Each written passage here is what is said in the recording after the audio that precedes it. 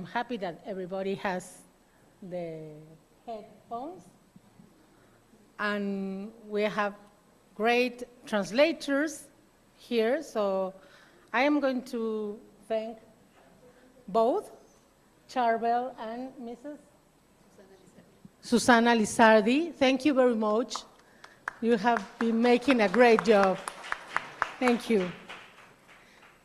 So,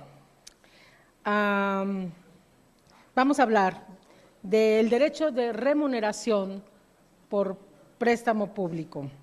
Y para quienes nunca han escuchado hablar de este derecho, les pido que pongan atención sobre lo que hoy nos van a compartir nuestros ponentes, porque se trata de un derecho del que poco se conoce en América Latina y que sin embargo está cumpliendo 80 años desde su implementación por primera vez en Dinamarca. Al día de hoy, 35 países en el mundo cuentan con un sistema de remuneración por préstamo público. Tristemente, ninguno en nuestra región, Latinoamérica. Y justo por eso es el interés de traerlo a la mesa.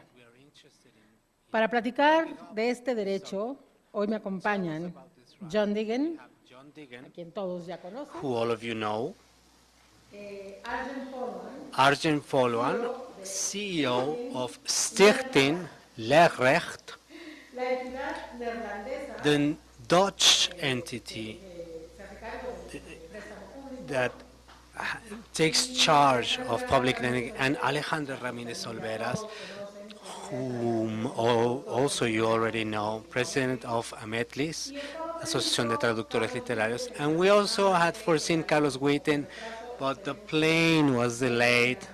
We expect him to arrive at any time. So to keep within time, I want to give the floor to John so he can tell us about how does this work? What is this public lending right? How does it work within the Canadian system? Thank you, John.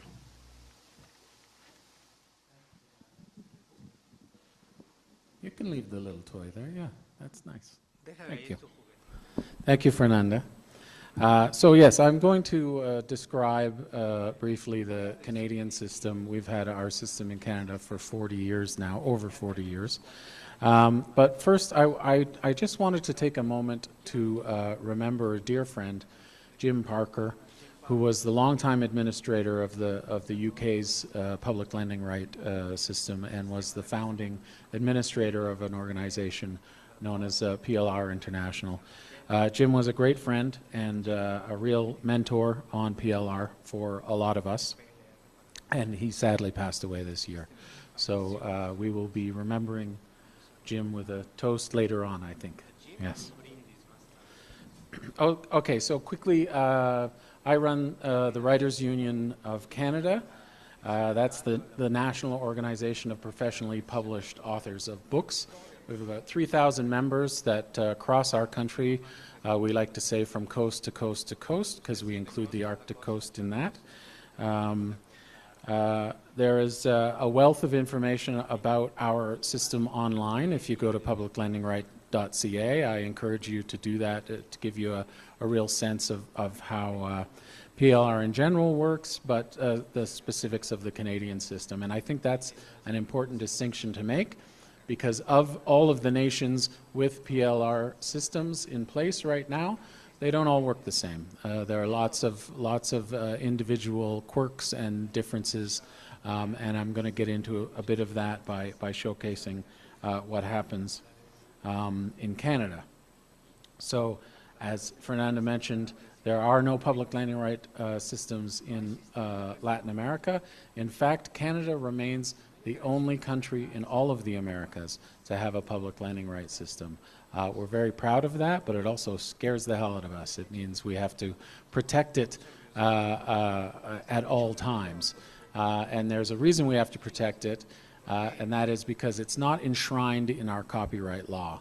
And that is one of the distinctions that you'll find around the world. A lot of systems have been written right into the national law around authors' rights and copyright. In Canada, there's a lot of resistance to that from our government, so we finally managed to talk them into turning it into essentially a cultural support program funded through our National Arts Council.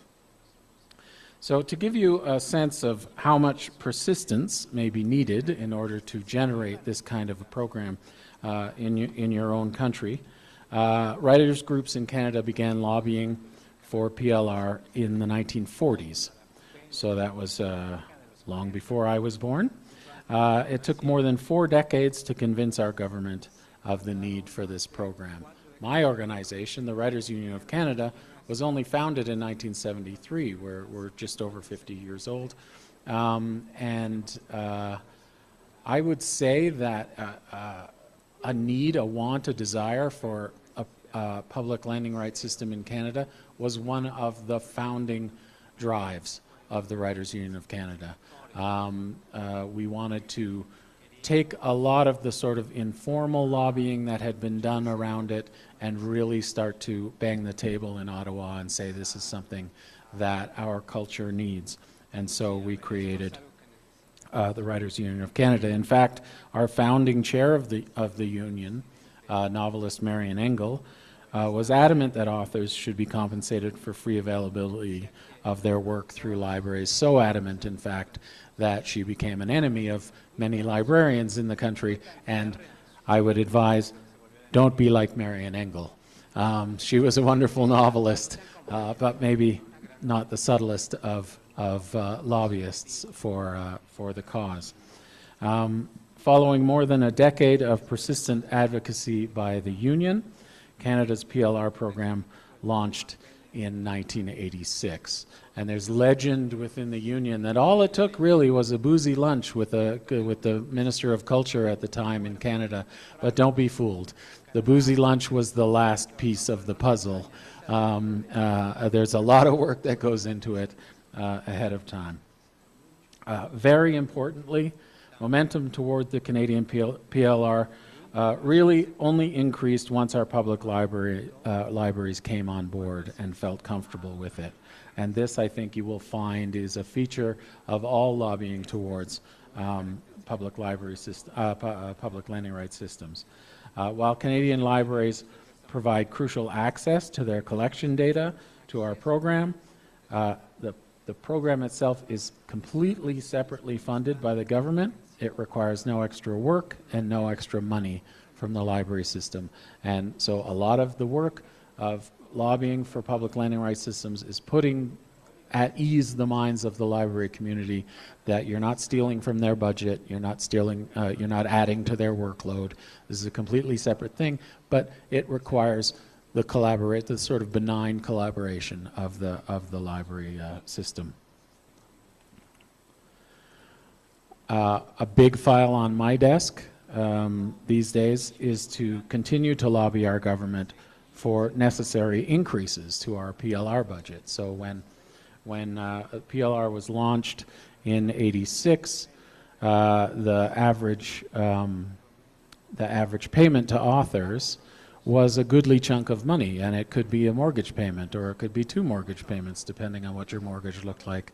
It made a real difference in the annual income of writers in Canada. Not quite a mortgage payment these days because there's lots more writers in the system, lots more books in the system, and the budget, while it has grown and the union has been instrumental in getting it to grow, it hasn't grown enough. So we're lagging behind cost of living. We're lagging behind making it a truly meanfor payment every year. So that's a big part of my work, and I think you'll find if you're lobbying in your own country for this kind of work, the need to explain what PLR is never goes away. I had a meeting about this on Friday. I mentioned it before. I was talking with the Culture Ministry in Canada, and I think the person that I had online, a senior staff member who looked like he could have been one of my sons, and had never heard of PLR. So here's someone in our cultural ministry who had never actually heard of this, what we consider a keystone program for Canadian authors. So I had to go through the whole history, like I'm giving you now, and re-explain it. So I think, especially if it's not written into your national laws, there's a lot of work you as an advocate for this kind of system has to regularly do. To keep everyone aware of its value and just exactly how it works. And I mean, the good news in all of that is when I explained it to him, he said, that's a fantastic idea. Why aren't we paying more for that? So it is a fantastic idea. That's the great strength of it. And it provides great value, not just to the authors who are in a sense lending their work through the public library system, but it provides great value to the library system. The number of Canadian books in Canadian libraries has exploded since the PLR in Canada, and that is, we see that as a direct impact. And of course, it's incredibly valuable to your domestic reading population, so that they have access to all of your domestic literature in that way. And I think I didn't even look at my notes for all of that. So great. Just to give you a sense of scale, in Canada, last year our PLR paid out $14.8 million to nearly 21,250 authors. Now we only have 3,000 authors in the Writers' Union of Canada. So what that means is there's a lot of authors who are not actively working, but who are still benefiting from PLR, and that is a hugely important part of it. We have a lot of older authors who have stopped actually producing books, but really need that income every year to keep coming in. And it's earned, we consider it earned income. Their books are in libraries, they are getting the attention of the country, and they deserve compensation for it.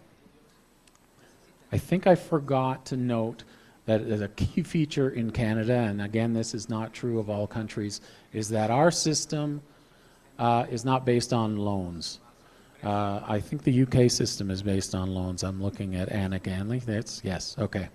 Ours is just based on presence in the library. So in other words, we say if your book is good enough and interesting enough and important enough to the country to have been collected by a library system, we value it and we want to give you a regular payment. So whereas in other systems, they're going to be counting how many times the book is taken out, in Canada, we sort of look at that and say, well, that's kind of recreating the commercial market. We're going to go in a different direction. And say that just the presence in the library system means you get a payment. So what happens basically is that the PLR Commission, it's a separate administrative body within the Canada Council for the Arts, goes around to 7 different libraries scattered across the country every year. They choose different libraries every year. And they test for your book. They test for basically their whole database of titles within those library systems. If you get a hit, what we call a hit, in a single library, you get a single payment for that. If you get all 7 hits, congratulations, you're Margaret Atwood, and you've done fantastic. Our system also has a cap on it, and we actually call that the Margaret Atwood rule, so that you can't, so a best-selling author, our most famous author, cannot sort of suck up all the money from the public lending rights system. And I've talked to Margaret Atwood. She's fine with it. She's okay with the cap. Yeah. Yeah. So almost all books are eligible. I think maybe cookbooks are not. Everybody gets payment. If you're an illustrator on a book, you get a payment. If you're the author, you get a payment. I think even now, narrators, yes, translators, I believe, very important. Narrators of audiobooks are also paid through the public lending rights system.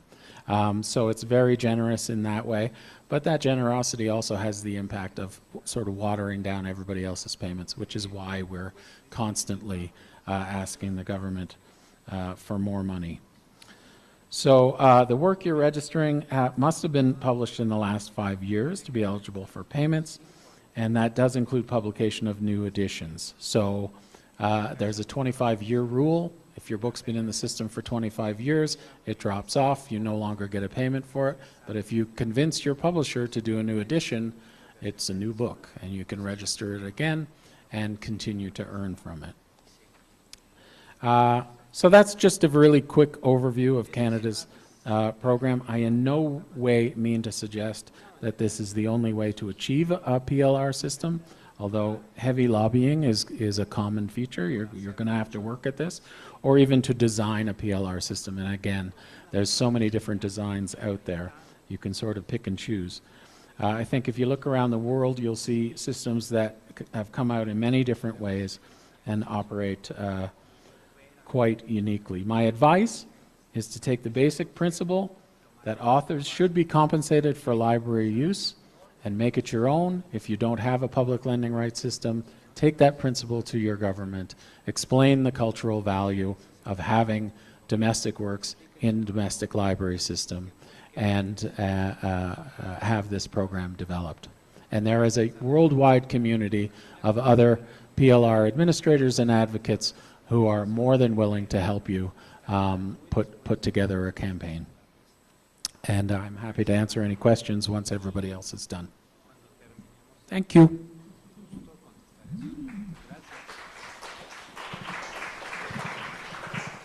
Thank you, John. Creo que esta es una pequeña probada del sistema canadiense. I think this is a small taste of the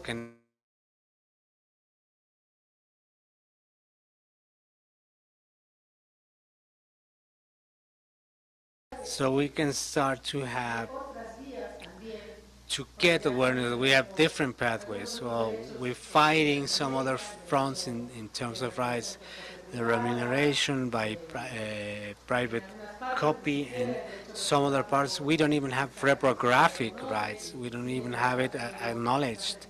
So entities are still working on these entities which are members of IFRO, and IFRO is working with the Latin American Committee so we can get collective management societies, because we know it's the only certain way to get authors these benefits that maybe their own countries admit in their legislation. But if we keep on with remuneration via lending, back in 2024, OMPI, encouraged by the requests of some countries, both from Africa and Latin America, and obviously endorsed by the International Authors Forum and International PLR, we came up with a study that set forth the different ways in which we instrument this right. Because one of the wonderful things about the remuneration right via public lending is its flexibility.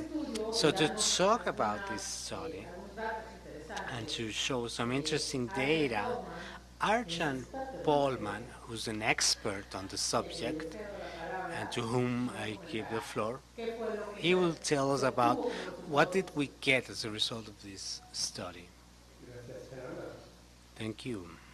Good afternoon. Buenas tardes. I'm managing the public lending rights scheme of the Netherlands. And I prepared some slides for you today, so if you would be so kind, Thanasis, to put it on the screen for me. Start with the first one. Right. Right, so that's me. Then we might as well just move on to the next one.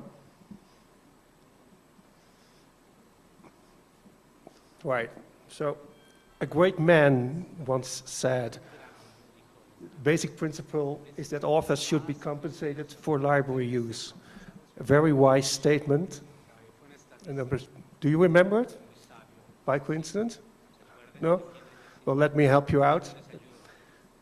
John just said this 5 minutes ago. And he's right, you know. It's very correct saying. And to be honest, it's something we have been saying for quite many a year now. And well, it brought us somewhere, but not exactly where we wanted it to be. So, but the good news is, of course, like you said, Fernanda, that it did bring us, in the end, the scoping study, like you mentioned, the scoping study done by WIPO. If you give me the next one. So La OMPI, a study that has been translated into Spanish as well, so it's right there, it's available for you. And this is no news, of course. I mean, we've been talking about this study at the last AGM of IAF and the one before. And, but it's great that it's here. And it took a lot of effort, though, to get there. Some of the people right here in the room, we should thank for that. I mean, Barbara was there all the time to work for that. Serena was there. Thanasis, thank you very much. Even Kevin and Anita were there in a slightly different capacity, but I'm sure you did your bit on the other side as well. So thank you for that. And of course, the great value of this study is that all the information is right there for you to grab. And I'm just reminding you about this study so that you know that you don't have to invent the wheel. It's all right there. A lot of the information in this study is just data, of course. It's about, you know, about eligibility, about all the different choices that local governments or local organization made in implementing their scheme of public lending right. I don't think that's the most important part of the study, though. I mean, it's interesting, but not the most important part. There are also some key insights mentioned in the summary. If you can just, Thanasis, and that's the one I want to highlight and explain to you. So what it says right here, that's very important. It's about the close cooperation and collaborative effort between government, library, and right holders. That's the idea. Don't leave out the right holders. And that's what is wrong in most countries, that the right holders are not consulted. And maybe the most important lesson for you to remember from today is the last one. And maybe you can put it the next one in Spanish. It's without straining the library budget. We've always been saying that, but this is something that for some reason never lands. We always get a lot of opposition from libraries, and we can imagine, but I mean, it's written down right there, right now, so keep this in mind. It's not about restraining library budgets. Public lending right is not against libraries, and libraries don't have a valid reason to be against public lending rights. It's about the acknowledgement of the contribution of authors and other rights holders. So let me get to the next slide, maybe. So the value of this scoping study is there's a basis now for further exploration of primary sources for comprehensive insights into each PLR system. So it's right there for you to use, even in Spanish if you want. Okay. So, okay, so by now you might think, well, that's great. You know, you just heard John talk about the library system in Canada. Maybe that's the first thing that comes to your mind. If the library system, if the local library system is not at all comparable to the library system in Canada, so what use can public lending right be to us, to me? But of course, public lending right, a functioning system of public lending right depends on the functioning system of libraries, and that's true. So that's why I took a couple of slides from the IFLA website just to show to you what it comes down to. If you could give me the next one. So, for example, I mean, the IFLA has got a nice library map of the world where you can find all these data about the local libraries in all over the world. Usually the problem with library data is there that usually it's not very adequate. And they admit to that it's always very hard to get the right numbers, right figures from libraries. And it makes sense because that's not their priority, of course. Their priority is to inform people and to lend books. So the first priority is not the data system, the automatization. But still, there are some interesting data you can find right here. I mean, public lending rights is first and foremost is about the activities of public libraries, of course. So, so here you have to. Oh no, one. You go right. No, go back. No, we were at Mexico. Yes, still right. Okay. So I mean, there's public libraries, and there's a total of loans of 15.8 million. So that's considerable. If you compare that to the 35 countries in the world that have a lending system, a lending rights system at this moment, approximately 60 million, that's a lot of loans. So you can easily create a public lending rights scheme around these numbers. But you, if appropriate, you might also add the school loans, but that's depending on the local circumstances, of course. You don't have to. But the only thing I wanted to point out, so there's 60 million loans, and that's enough to create a system around. So if we go to the next slide, the problem is it's a bit bigger because Panama, which is one of the sponsors of the study, so that's why I looked into their situation. The scoping study at WIPO was sponsored by 3 member states of WIPO, naming Sierra Leone, Malawi, and Panama. So Panama is actually the footstep into Latin America. So you find out, okay, why are they interested in the first place to know more about public lending rights? It's a pity. Carlos not right here, but maybe we can take some questions later. But Panama is a good example of where we just don't have the right numbers. Up to now, they didn't count the loans, but they do know that there's 250 libraries active in Panama. So, and there I get to the brilliance of public lending rights as a system of remuneration that in the end it doesn't matter. It's about the acknowledgement of the contribution of authors to the local library system. And it doesn't matter if you're able to count the loans or maybe you count the number of libraries. It doesn't matter. And you also have to remember that public lending rights is not about huge sums of money.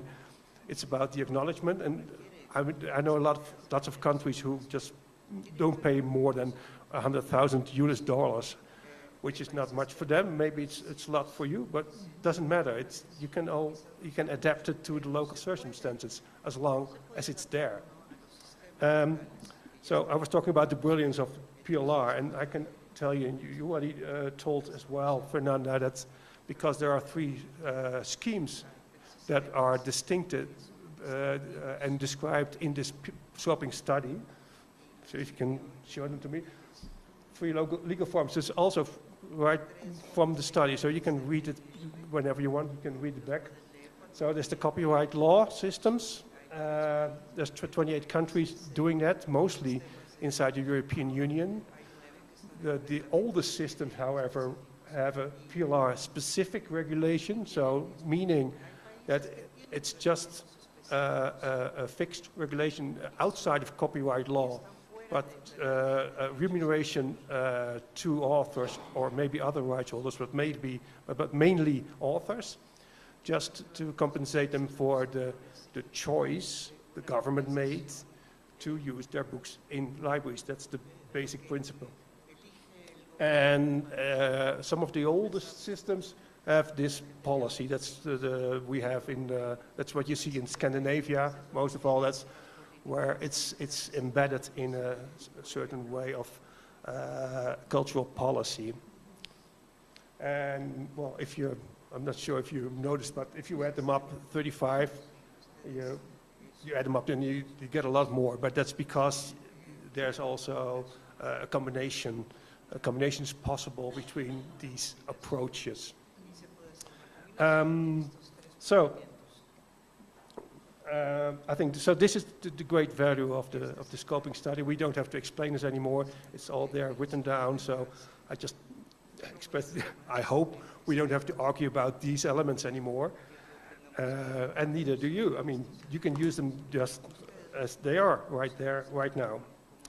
And so the beauty of these systems is they all come down to the same basic principle that John mentioned, the compensation for the use of your works and in libraries, that's all. Okay, that's all I have to say for now. No. Thank you. Yes.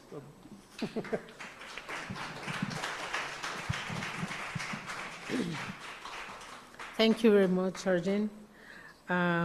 Y como dije, a mí lo que más me gusta del sistema de remuneración por préstamo público es su flexibilidad, que una vez que los autores Once the authors are aware of its functioning, a system can be established that would adapt to the reality of each of our countries.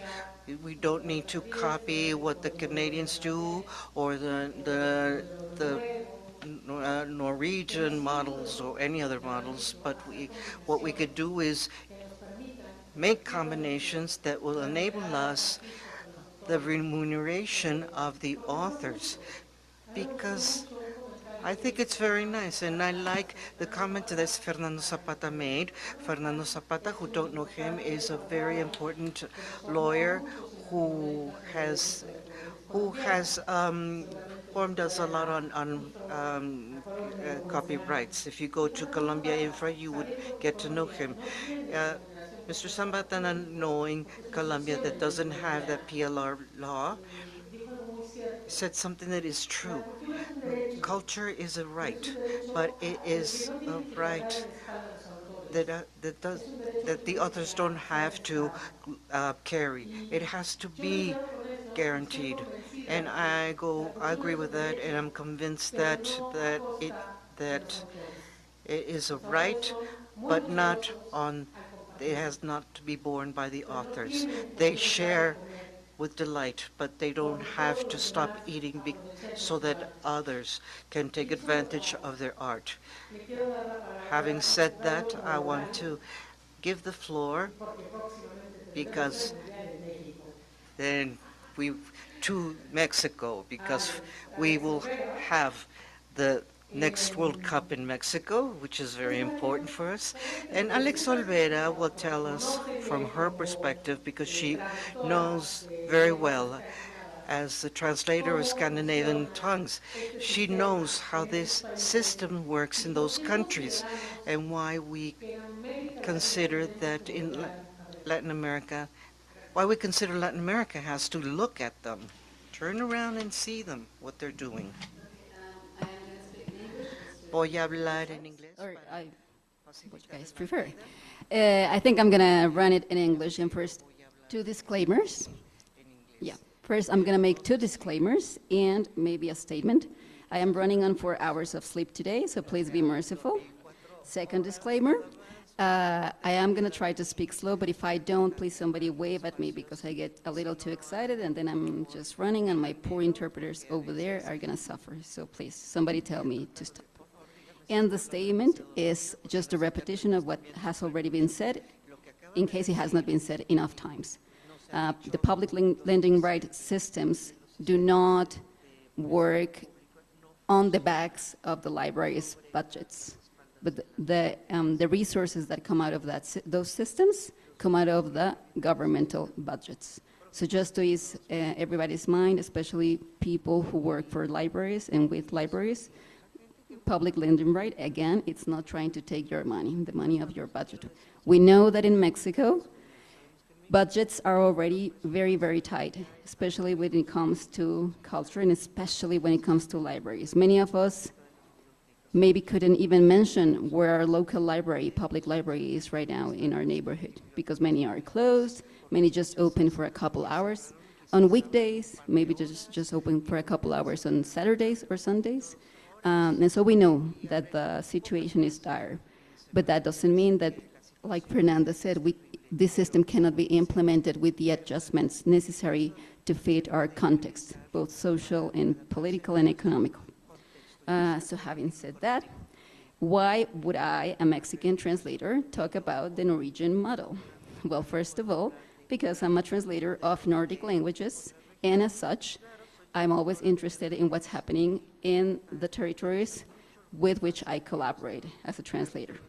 Of course, I translate mainly for publishers in Mexico and Latin America and or Spain, but I have close relationships with the organizations that bring together translators and writers in the Nordic languages because they are my peeps. They are my colleagues with whom I work. And when they tell me how things work over there, I am a nerd and I always want to know why and understand better. So that's why I'm talking about the Norwegian model today. Anybody from Norway here today?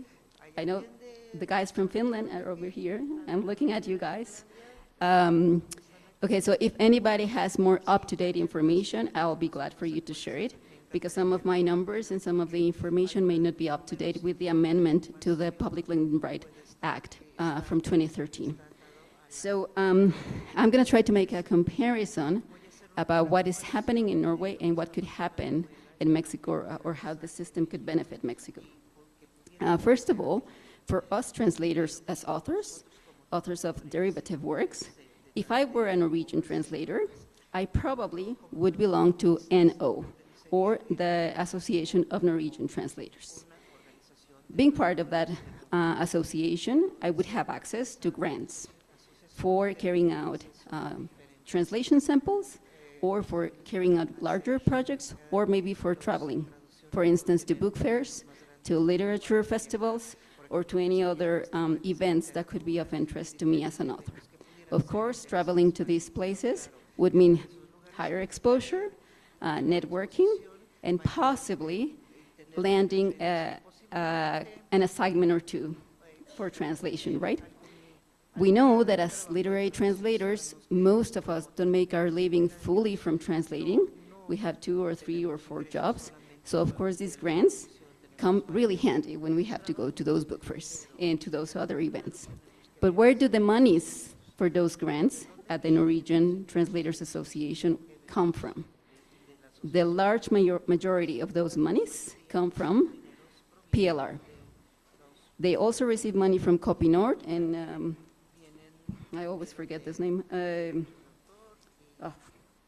now I lost it on my notes. But well, 2 other organizations that deal with reprographic rights, with copying, both public and private. So the Norwegian Translators Association does receive money from those organizations, collective management organizations, but the large majority of their budget allocated to grants comes from the PLR system. So if a PLR system were to be implemented in Mexico, many of us translators, and I'm going to focus on translators because that is my guild, we could have access to that kind of money in order to expand our network and be able to work in better conditions. Norway is one of the few countries that Arjen mentioned that does have a specific PLR legislation. They have the PLR Act of 1987, even though it has existed since 1947. And then it was amended in 2013. That's what I was telling you, that I don't have perhaps the most up-to-date version of the act, but the principles remain the same. So they obviously have come a long way with the system, and they have tweaked it, and they have seen what works for them and what doesn't work. This last amendment entered into force on January 1st of 2014. Now, like I was telling you, the act hasn't changed drastically. There were a few amendments, but the principles remain mostly the same. However, the practical application, the payment rates, and the administrative framework are governed by a 10-year agreement that was signed in 2024, and it is good for 2025 till 2035. And why do I mention this? Because in Mexico, I don't know in your countries, but in Mexico, and I would say in most of Latin America, when things are put in paper, it takes a very, very big effort to change things later on. So we tend to be very scared of when something is put in, as we say, on black and white, right, on ink. Because then we think, oh gosh, maybe if we get into this whole PLR thing and it doesn't really work out, we're not going to be able to make any changes, and then we're going to be stuck with it. But Norway is an example that even though you have a framework, a legal framework within the act itself, then you can sign these agreements, and then you can adjust as you see fit. So like they have done, they have just signed this agreement in 2024, and it's going to be good for these 10 years, and that's what governs what I was mentioning, payment rates, application, and administrative framework. So just Mexican people and Latin American people, let's not be afraid to try. That's what I'm trying to say. Speaking of also of flexibility, the Norwegian model started with only public libraries, as many other systems work. But in the latest iterations, it has included public libraries, school libraries, research libraries, and prison libraries, which I believe is a very interesting thing, because how many of us, and I'm not gonna ask you to raise your hand, but let's be very honest. How many of us consider our prison populations part of society? I can tell you that in Latin America, many of us don't really think about it, and or think too much about it because of our social and political situations, but we don't always consider them as part of the active society that also transforms and has an impact on our future as a nation. So when we are talking about the benefits of applying a PLR system, we are not just speaking of the benefits for the authors, but for society at large. And this is a great example. If PLR is included in for prison libraries, that means that the authors get compensated, but I want to believe, because I'm a dreamer, that it could also mean that those authors whose books are in prisons could perhaps establish a relationship with those populations and maybe produce even more books or more materials that appeal to those populations. I'm not saying that we need to write an ABC on how to behave in prison or anything, but there are certain interests that maybe the authors could appeal to. And I believe that that could really mean a huge transformation for us as our societies. Well, this is just a little boring information maybe. The remuneration in the Norwegian model is adjusted annually based on changes in the consumer price index and the increase in the number of books available for lending in libraries. A little bit related to what John was saying, right? It's not based on how many times your book is taken out of the library, but the number of books, that exist in libraries. So of course, all of this fosters more creation. And speaking as an author of derivative works, and I believe some of you will agree with me, when you have an incentive, when somebody is acknowledging your work, as you have guys already mentioned, you may not get a ton of money, but you get a little, pep in your step, and you feel a little more encouraged to keep working and to keep fighting the good fight.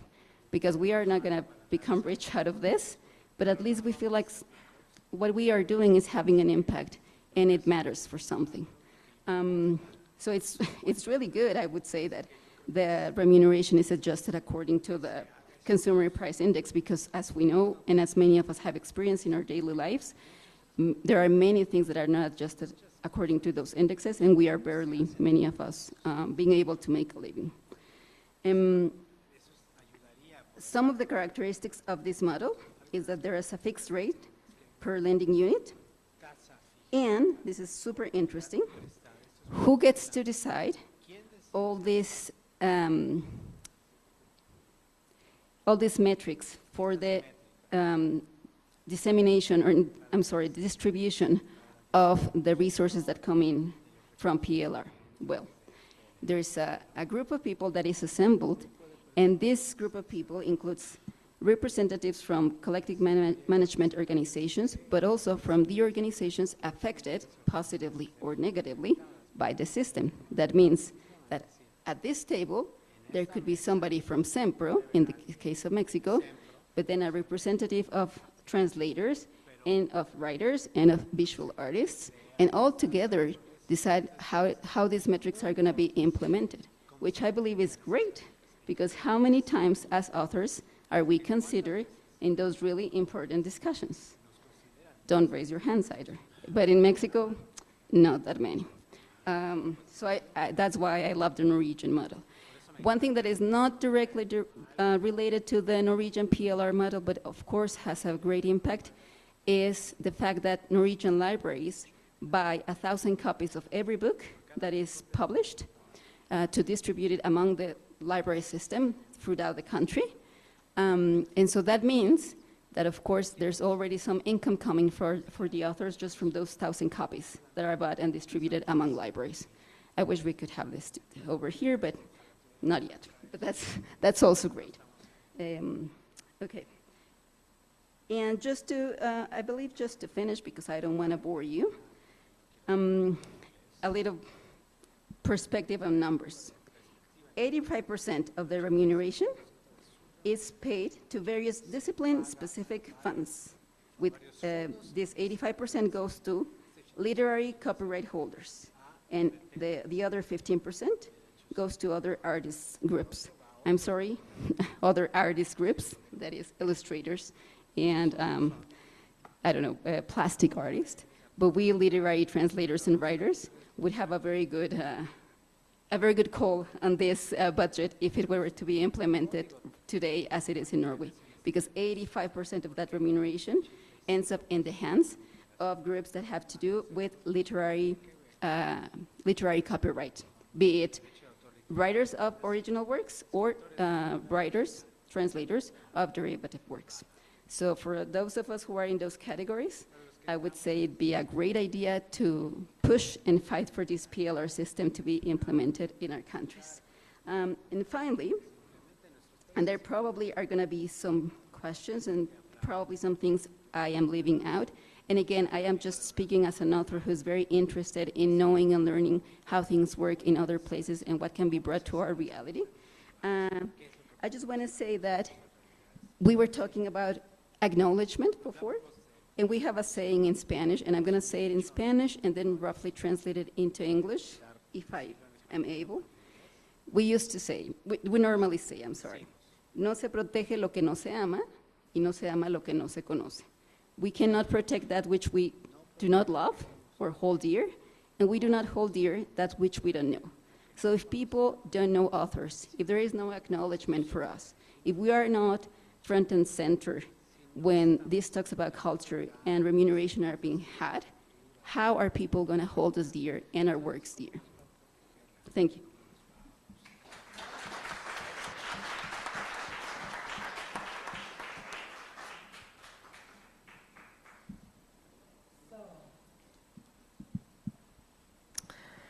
Bueno, como verán, Alex Okay, es una so apasionada. as you can see, Alex is passionate about PLR.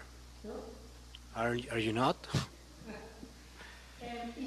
So, I'd like just to further the discussion. You guys have been talking about how this directly benefits authors. John and Arjen also mentioned that, libraries and communities. I would like to touch down on this concept, the benefit to the communities and libraries. And I want to bring this into a different kind of creators, because we were talking about writers, about translators. But let's remember that we are also representing photographer, plastic artists, audiovisual artists, and I know that in some systems, those other artists, those other creators, they also benefited with the PLR system, and this is why, if anyone here would like to tell us a bit more about how this happens, how about you guys? So if I understood, you wanted Si te entiendo, si te entendí, quieres hablar más de el valor a la comunidad. Ok. Si miro hacia atrás en la historia de Canadá, y no tengo las cifras exactas, entonces voy a hablar un poco hacia el vuelo. Los primeros pagos en los sistemas de PLR se fueron a un grupo de escritores que era unos cientos, menos de 1000 autores. ¿Qué significó? Básicamente que a través del país, en nuestro sistema bibliotecario apenas había menos de 1000 autores canadienses. Pero bueno, muchos escritores tienen muchos libros, no nos daba mucha idea, pero la muestra era muy pequeña, ¿no? En todo el país.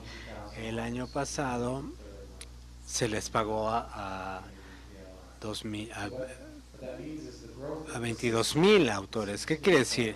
Que el crecimiento del sistema depende of our national literature within the library system. So that's a win-win. Everybody benefits from that.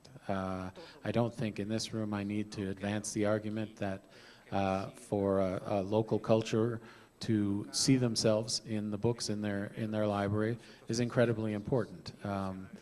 Canada has struggled. Canada's I feel so young when I'm in Mexico because Canada is we're just over 150 years old.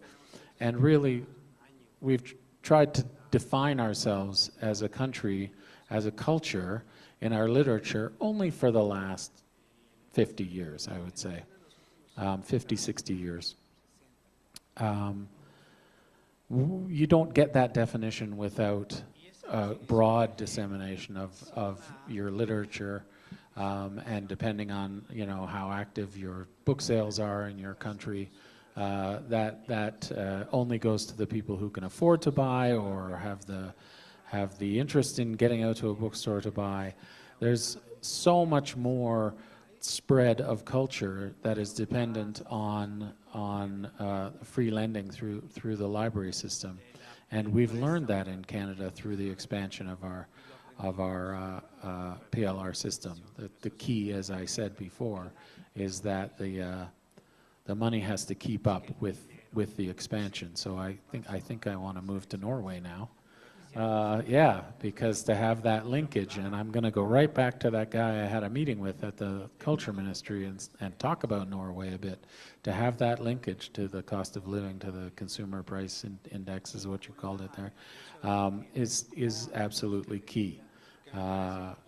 Everyone should be rewarded for the growth of a national literature in the library system, and that includes the primary creators. Yes, of course. Just to add an example to what you're saying, John, about how everybody wins. When we started out with our PLR scheme in the Netherlands, it was actually our Ministry of Economic Affairs who wanted to know what benefit PLR could bring to Dutch society. Not just economics, in the economic sense, but in a broader sense. And what they found out after evaluating, after 5 years and 10 years, is that actually the ones that were really benefiting from the PLR scheme were the children's book writers and the children reading them, because they found out that Dutch parents mostly were borrowing a lot of books from the libraries, not buying books, but borrowing them. And so this meant that because Dutch children's book writers benefited from the PLR scheme, this led to a really flourishing publishing of children's book writing, which is great. And so everybody benefited from that, the libraries, because they saw that instead of a lot of translated children's book writing, there were children's books from the Netherlands that were getting borrowed. And so it benefited the children who were borrowing these books, it benefited the industry that were producing these books, because it turned out that because of these PLR payments, it was worth it to write children's books, because because there were not that many sales of children's books, it was sometimes it was just not it was not worth it to publish a children's book. But just because there was a public lending right added to the income for a single title, all of a sudden it was worth it to publish a children's book, to write a children's book and to publish it. So that's how everybody can win in the end. Thank you, Arjun. Yes. On a more subjective level, perhaps, when you were asking us how it could benefit not only writers or translators, but plastic artists, visual artists, I would say. And again, I guess all my interventions are going to be on this dreamy level of what could be. But I believe that if people are able to borrow books that contain images, that contain visual messages, then they are getting an education, a visual education. I'm a trained graphic designer, and I know that many of the things I apply, or I used to apply in my career, came from those very first years when I had access to books of good quality that contained images. So I want to believe that once you have had access to those kind of books, authors, visual authors, may not see the benefit right away. They may not see the remuneration right away, but that means that we are creating an audience. An audience is being created for them to later consume their works, for them then later to go to museums, look at exhibitions, look for new faces in those areas. And in that way, I believe that it adds up to the acknowledgement and eventually the remuneration and the thought that, okay, I could download this from the web and just print it on my home printer, but I could also go to the artist and buy a print from the artist instead of, practicing piracy. We are really good at that in Mexico. And in that way also contribute to the income of creators.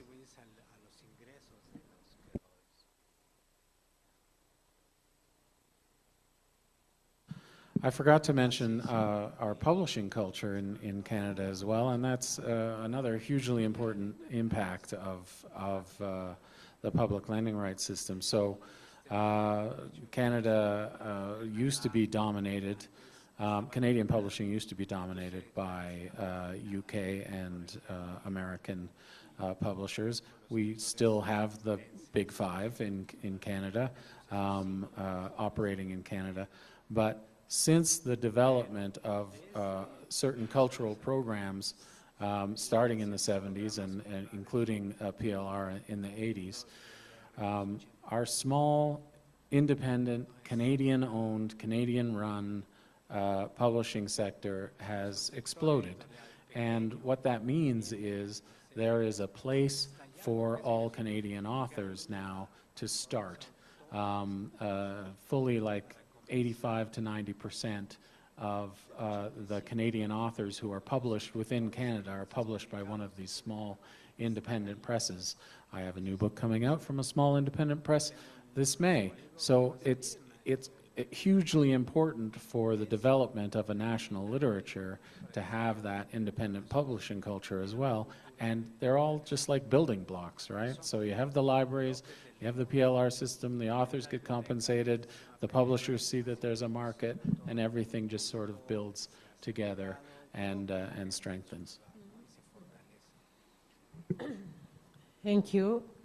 Y antes de abrir el micrófono por si hubiera preguntas del público, solamente quisiera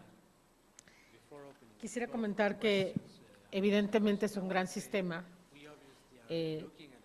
pero antes de pensar en América Latina en remuneración por préstamo público, tenemos el gran trabajo de crear. We have the work ahead of us. We have the work cut out for us. Let's create libraries. One of our most concerning issues is that our public libraries are usually made from scraps. They are made from books donated by the community. or maybe some publisher goes and makes a donation, but not necessarily of what the state is purchasing to benefit a community. And I think this is one of the things that would help a long way to have the libraries on our side. If they could see in PLR and in creators and right holders, if they can see us as their allies, if we fight alongside them, if we fight for those budgets so they can have worthy libraries, I am sure that they will be happy that we authors who wrote the books that are living in their shelves are remunerated, are fairly remunerated. And you know, this is what I propose to Latin America. You know, like as the head of IAF Latin America and now with PLR, we should go and defend libraries. We should go there and make some work so they are visible and not just a place so you can dump stuff or the state is about to destroy. Let's strive for good libraries so we can fairly remunerate creators. And you know, this is not an ad, this is not a commercial, but you all have access to this material. What is this?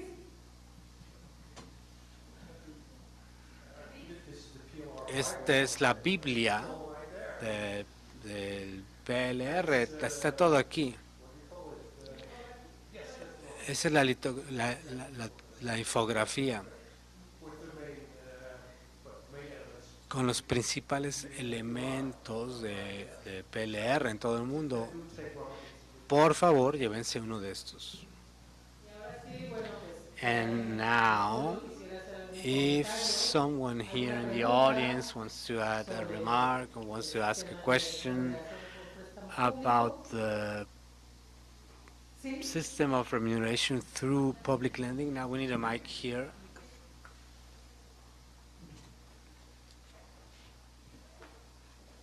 So just Quiero hacer un comentario. Es un comentario general. Y quisiera que agreguen a lo que voy a decir. Si tú vienes de un país que no tiene PLR o este tipo de ventajas para los autores, yo creo que sería muy abrumante ver cómo se establece estos sistemas. Aquí tenemos los recursos, pero quiero mencionar que en OMPI tenemos recursos que ustedes pueden consultar. Pueden ir allá como organización y vayan a la oficina de derechos de autor o algún secretaría y pueden decir que quieren establecer este sistema.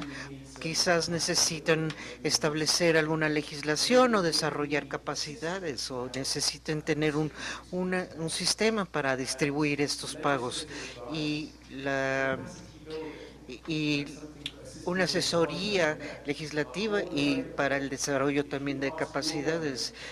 Y si ustedes les piden a sus gobiernos que pidan a OMPI que hagan esto, no solamente IFRO, multiple organizations, people who've run systems around the world. So there's a lot of support and you can ask for it, but you can particularly ask WIPO. Did you want to add to that, Anita? No, I've covered it. Okay, that was my point. Please ask for help. You don't have to do this by yourselves. Who was that guy? Bueno, pues muchas gracias. Como dijo Alex. Yes, Katie, you want?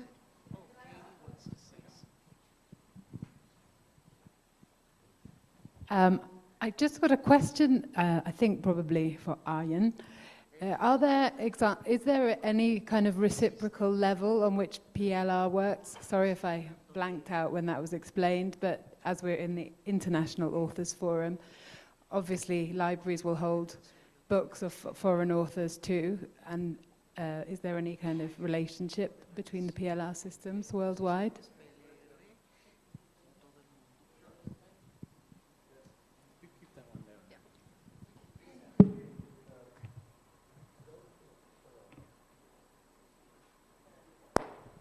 Well, yes, there is. This is mainly with the copyright-based schemes, right? I mean, that's because that's the transparency of copyright, of course, right there for you. It makes it very easy. I mean, there's one book that gets borrowed, and if it's borrowed, then the rights holders to that book are entitled to remuneration. And in most cases, it doesn't matter where these rights holders come from. So countries like Belgium, France, Germany, my country, the Netherlands as well, they don't have any restrictions on the payments to wherever the rights holders come from. So as long as it's about books that are in the public libraries in the countries that I just mentioned. So the problem is mainly in the administrative parts of it. I mean, the payments are not that big usually, so it's more about how to get the money to people on the other side of the world, because it's also costly, of course, but in the end, most of them are entitled to this compensation. And most of these CMOs handling these PLR schemes, they do look for rights holders all over the world.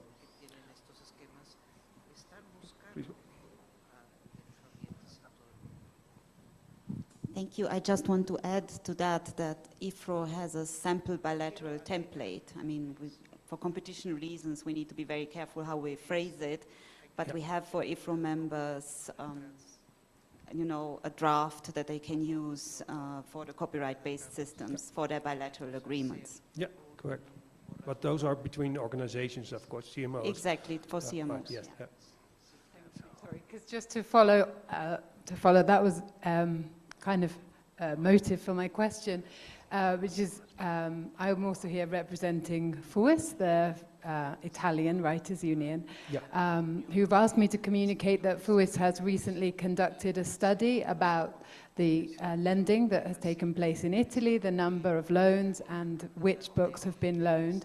And FUIS would like support to improve its public lending rights system. At the moment, it doesn't compensate individual authors, but the government gives FUIS the public lending right money to run an organization that benefits authors. But obviously, FUIS would like to start making individual payments to authors, and also believes through this study that obviously there are many members here whose books are in Italian libraries, so perhaps they would like to be in touch with those organizations to add weight to their argument to No, we are right there for you to help you out. I mean, this is administrative stuff, and I mean, we all thought about that, and it's right there, like Anita mentioned. I mean, we even drew up the samples of agreements and everything, so you don't have to come up with it yourself. It's right there, so we can help you out. Thank you. You're welcome. Yo tengo una duda en cuanto a la logística. Estaban ustedes mencionando que solamente se paga este derecho a los autores locales, esto es decir, a los del país. ¿Es correcto esto? 2. ¿Por qué entonces hacer esa distinción? Los autores de otros países no tienen derecho también a una compensación en el mismo sentido que están ustedes siguiendo, ¿no? Sí. Entonces hay autores de primera y de quinta. 3. En este derecho de la compensación que se hace solamente a autores nacionales y se hará durante… Well, sí. Do you do it But it's a bit like only? I'm sorry. I'm asking if the compensation is only done or given to the local authors, that's only for the authors of that country. Would you feel that… It's a bit similar to what Katie just asked us, right? Yes. Yeah. Well, yeah. For the other ones in the contracts that you could do, but let's say for Latin America, which we do not even have a public library system that would be adequate to comply with this idea of being able to have free access to the Yeah, I understand. acknowledgement or the Right. knowledge in the world. Would that be said, even though the first and the second, how can you further these rights for the authors? Because we would even, like our colleague was saying, the translations, the books that would be from other languages in the public libraries would be in our language, the Yeah. national language, that who would you pay to, the author or the translator? But at the end, I used to be a legislator, I was a senator. How could you write a law that would really look for the to benefit the community? Because what you want to do is to have the knowledge to the given to the people, Yeah. having access to knowledge, not only to the writers or the creators, which always have a very public expression of the day-by-day life in the countries they have. They have a very political expression. How can you do that? It's not a you want to? Yeah. You make 3 questions. So let them ask one by one. Answer by one by one. The first one is, they say, why, okay. So in the Canadian system, I would consider us still to be at the developmental stage of our literature, late in the day of the developmental stage. And because we didn't enshrine public lending right into our copyright law, we have the flexibility to say, okay, only Canadian authors while we develop the system, while we develop the culture. That's where we are right now. We would like to get to the next stage where we have reciprocal agreements. We have reciprocal agreements on our copyright licensing, for instance, through Access Copyright as a member of IFRO. So, you know, money flows across our borders in that way, and we would like to get there with our PLR system. But if you're starting out with 0 PLR system, that might be a stepping stone that you would consider taking. That first step is to say, let's develop the domestic side first.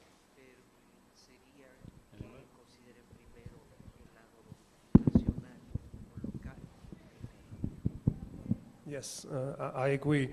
So this is referring to the 3 forms of a PLR scheme, and I would not recommend, if you start out, I would not recommend a copyright scheme, because I mean, it's transparent, and maybe in the end it might be the best, but it's also the most complicated, I guess, to implement, because with copyright you always have to think about how to keep it in sync with all the other copyright regulations.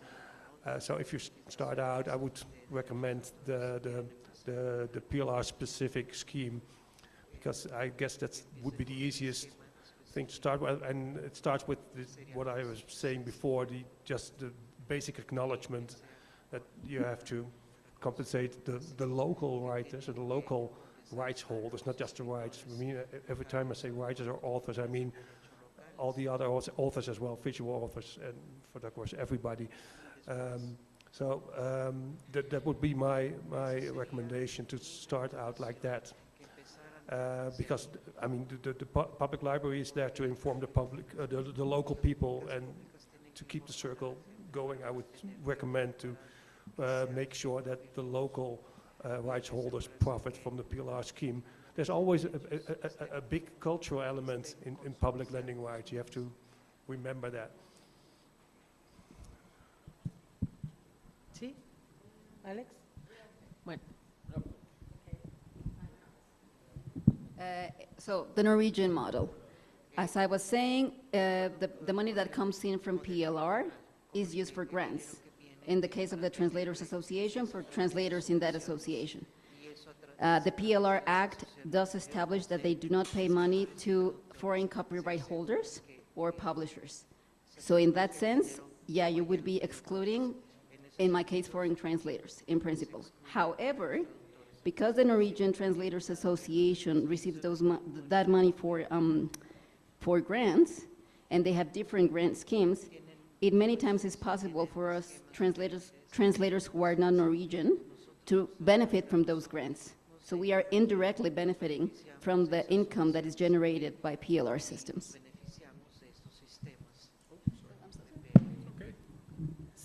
¿Sí? O sea, no quiere decir que, a ver, no quiere decir que todos le entreguen solamente a los nacionales. Hay países cuyo sistema de PLR le permite tener convenios bilaterales y mandar ese dinero al extranjero. Y tenemos ejemplo de ello, por ejemplo, con Francia, con Sofía, ¿no? Ellos, con los convenios bilaterales, envían ese dinero al extranjero, pero depende del sistema. Por eso yo digo que cuando nosotros establezcamos el sistema de PLR en México, tendríamos que saber cómo lo vamos a llevar, si solamente será para los locales, si será para los locales y los extranjeros con los que se firmen convenios, o si solamente será como pasa con algunos países, que solamente se le paga de los locales a los que producen obra en lengua originaria, por ejemplo, ¿no? Entonces, depende de lo que tú como país quieras establecer como sistema. Eso es lo maravilloso de este sistema, que en algunos países beneficia a escritores, a traductores, a ilustradores, o sea, lo que viene en los libros, pero hay otros que benefician también a los artistas plásticos, a los artistas audiovisuales, a los músicos, porque ese material se presta en la biblioteca. En una biblioteca puedes sacar un fonograma, puedes sacar una película, y entonces depende mucho de lo que el país decide en su legislación. Y por eso es importante aprenderlo. Y yo quisiera, si ya no hay más preguntas, cerrar diciendo que, como Alejandra, yo también tengo un sueño. Y el sueño es que podamos aprender de aquellos sistemas que ya existen, que ya operan, y que si algunos de esos países quisieran mentorearnos o tutorear a los latinoamericanos, sería muy interesante porque conoceríamos los diferentes modelos que existen y cada país podría incorporar de acuerdo a su realidad el que más le conviene. Dicho lo cual, de no haber más preguntas, solamente lo que decimos aquí, avisos parroquiales. Digamos, en las bibliotecas, ¿cómo controlan el préstamo de libros? El que maneja la biblioteca va anotando el autor, etcétera, etcétera.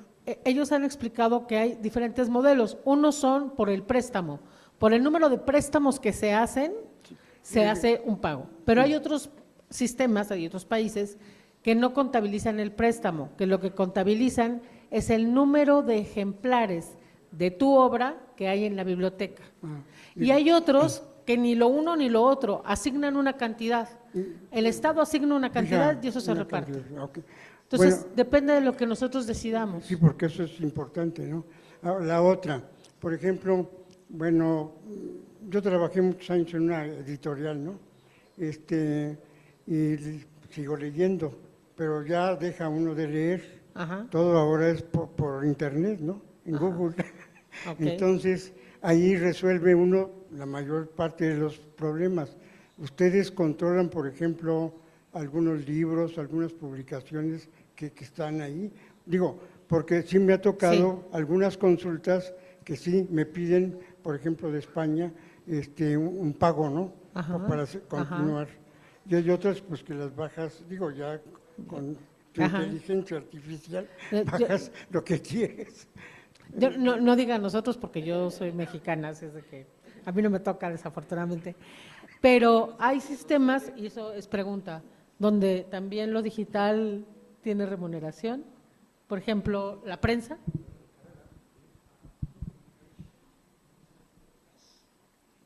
In Canada, ebooks, yes, are compensated through the PLR. No. No. Sí, porque mira, hay libros que es un libro una hora, y en una hora te dan el libro, te lo explican, ¿no? Y está en el audiolibro también. Claro.